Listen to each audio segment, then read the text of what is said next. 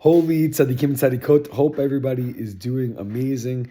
Baruch Hashem, the year in Israel XP is up and running. We have 128 precious neshamas, and really, it's going great. So definitely come visit. Let me know. I know a lot of you told me already, coming from winter break, etc. Please be in touch. I want to make sure that we get to see each other and catch up. Okay, we have incredible stories happening in this week's parsha. The parsha starts off with the story of Avraham welcoming in the angels that come to visit him when he's sick. And the parsha ends with the famous story of Akedat Yitzchak, where Avram is asked by God to take his son Yitzchak up to the altar to go on Har Moriah, the place where the Beit HaMikdash would stand, and Mitzvot Hashem, the third Beit HaMikdash will stand, and to sacrifice his son Yitzchak.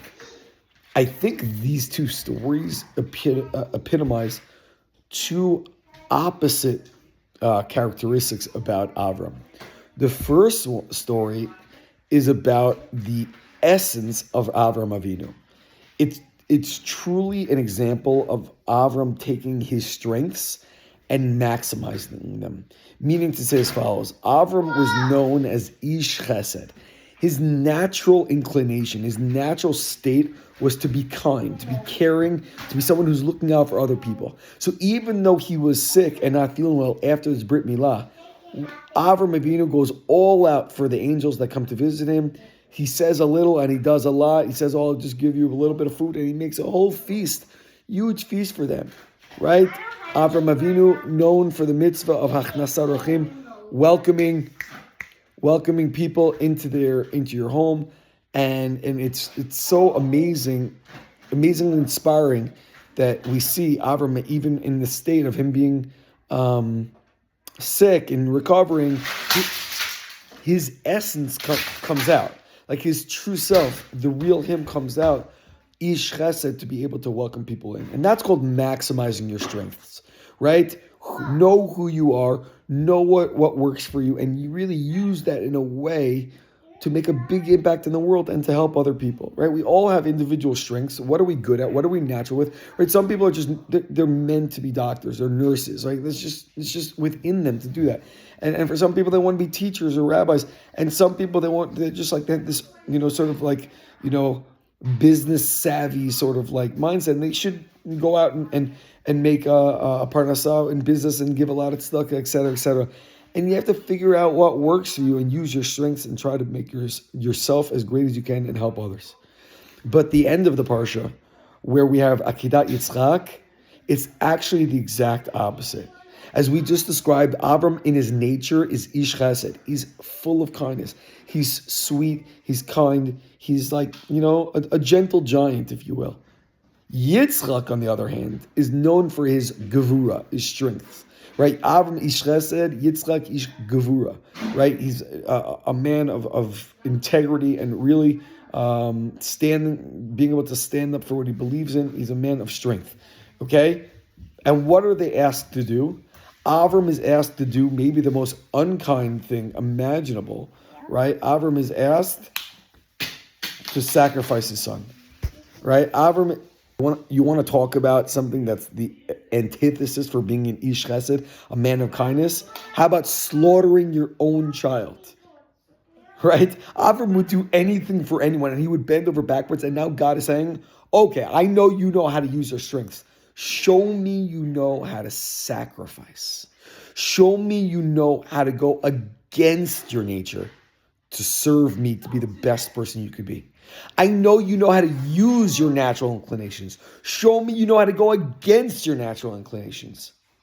And that's what makes Avram so great, is that it's not just that he welcomes people into his home, because that's a natural thing for him to do, but he'll literally go against his nature, and he's willing to the last moment to sacrifice Yitzchak. And Yitzchak Ish Gevura, a man of strength, right, an alpha, is willing without complaining whatsoever to lay down like a lamb and die and be killed and be slaughtered without any strength, totally out of his own control.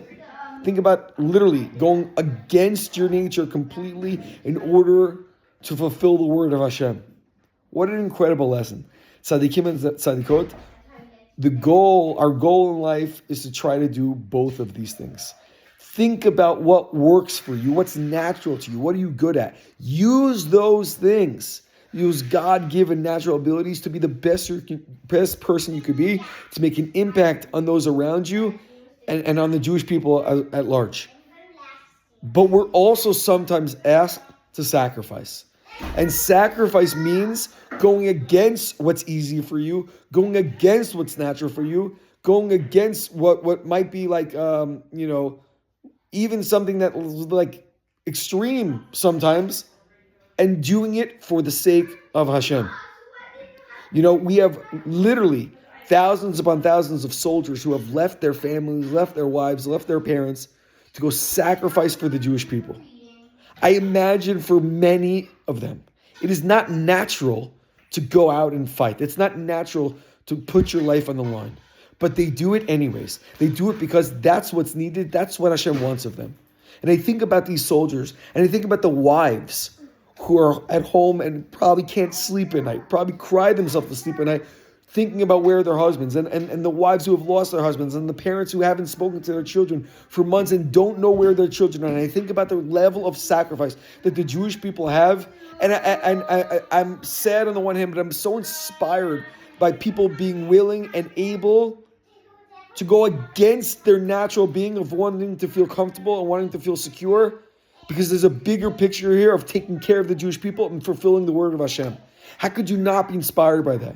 And so we should push ourselves too to sacrifice in ways that might be difficult for us so that we can better ourselves, our brothers, and the Jewish people at large. What's difficult for you to do, but you should be doing? What's hard? The answer to the question of what's hard is exactly what you should be doing.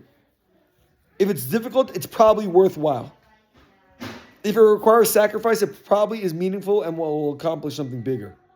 We got to dig deep. We got to be willing to sacrifice. And by doing so, hopefully we're going to see the ultimate redemption of the Jewish people very, very soon. Wishing all the holy tzaddikim and tzaddikot, Shabbat Shalom.